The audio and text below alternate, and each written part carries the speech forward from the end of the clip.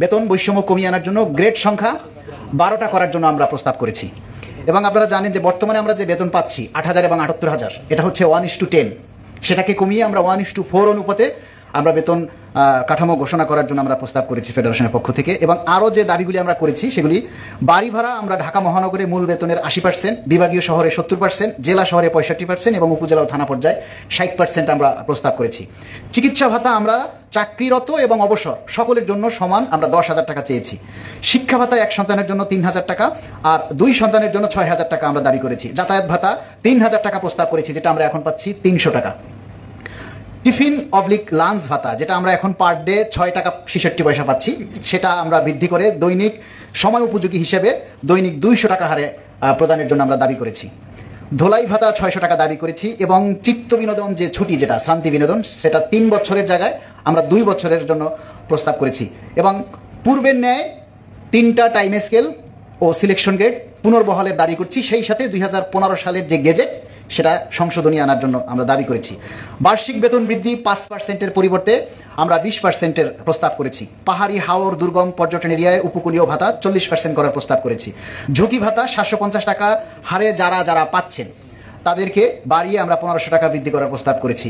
Pension সবচাইতে আমরা সবাই যেখানে আমরা যাবো এক সময়, আমরা কিন্তু 90% পেনশন পাচ্ছি। 10% পেনশন এখান থেকে আমাদের কিন্তু বাদ হয়ে যাচ্ছে, তাই না?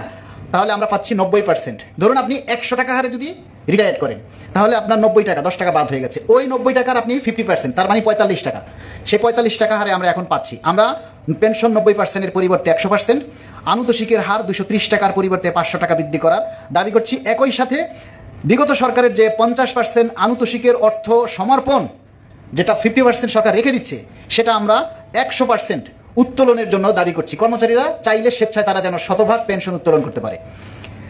সকল স্বায়ত্তশাসিত প্রতিষ্ঠান পেনশনের প্রবর্তন এবং তা সম্ভব না হলে পেনশনের ন্যায় গ্র্যাচুইটি চালুর দাবি করেছি। সকল স্বায়ত্তশাসিত প্রতিষ্ঠানে সরকারি চাকরিজীবীদের ন্যায় 5% হারে গৃহ নির্মাণের জন্য লোন প্রদানের জন্য দাবি করছি। পেনশনারদের চিকিৎসা ভাতা, সেটা আমরা আগেই বলছি যে 10,000 টাকা দাবি করেছি। পূর্বের ন্যায় অবসর সুবিধা আনুতোষিক শতভাগ প্রদানের দাবি করছি। 5 বছর পূর্তিতে অবসর গমনে বিদ্যমান 32%-এর পরিবর্তে 50% আমরা দাবি করেছি। প্রতিরক্ষা মন্ত্রণালয়ের ন্যায় রেশন পদ্ধতি চালু করার জন্য প্রস্তাব করা হয়েছে। বৈশাখী ভাতা, যেটা আমরা এখন 20% পাচ্ছি, সেটা আমরা 50%, বেসিকের 50% হারে আমরা দাবি করেছি। চাকরি হতে অবসরের বয়সসীমা 59 বছর থেকে বাড়িয়ে 62 বছর করার জন্য আমরা দাবি করেছি। পূর্বের ন্যায় সার্ভিস বেনিফিট বহাল রাখার দাবি করছি, যেটা 2015 সালের পূর্বে ছিল। ফ্ল্যাট ক্রয় বা গৃহ নির্মাণের জন্য 5%-এর পরিবর্তে আমরা সম্পূর্ণ সুদমুক্ত সহজ কিস্তি এবং কর্মচারীদের সামর্থ্য অনুযায়ী কিস্তি কর্তনের সুযোগ রেখে গ্রেড ভিত্তিক কমপক্ষে 40 থেকে 90 লক্ষ টাকা বাজেট দেওয়া।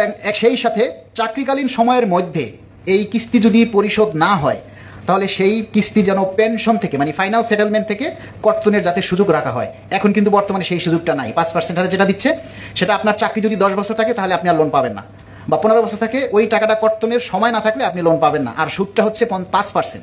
এখন ধরুন যদি আরেকটু সহজ করি, 1 মিনিটে মনে করেন আপনি 30,000 টাকা বেতন পাচ্ছেন, আপনি 40 লক্ষ টাকা লোন নিয়েছেন একটা ফ্ল্যাট ক্রয়ের জন্য। আপনার যদি 20,000 টাকা মাসে কর্তন করে থাকে 10,000 টাকা, তাহলে আপনি সংসার চালাবেন কি দিয়ে? আপনার চাকরি তো চলে যাচ্ছে না।